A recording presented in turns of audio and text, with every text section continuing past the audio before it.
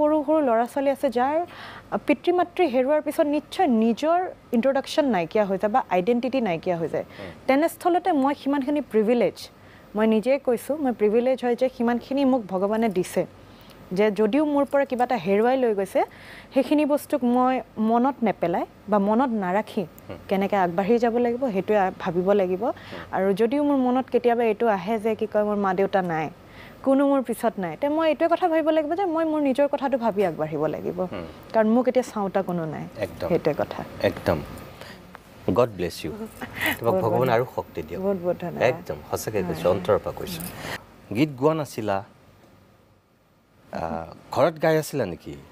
মই শৈক্ষিক বা ক'ব গ'লে আনুষ্ঠানিকভাৱে শিক্ষা গ্ৰহণ কৰিছোঁ মই সংগীত গানৰ পৰা শিক্ষা গ্ৰহণ কৰিছোঁ ক'ব গ'লে মই বিশাৰত পাছ আচ্ছা মই কিন্তু কেতিয়াও ক'ব গ'লে ওলাই অহা নাছিলোঁ যে মই গীত গাম কেতিয়াও ভাবা নাছিলোঁ যে গীত পৰিৱেশন কৰিম আৰু ভিডিঅ'টো যদি ইমানলৈকে চালে প্লিজ যদি ভিডিঅ'টো ভাল লাগে ছাবস্ক্ৰাইব কৰিবলৈ নাপাহৰিব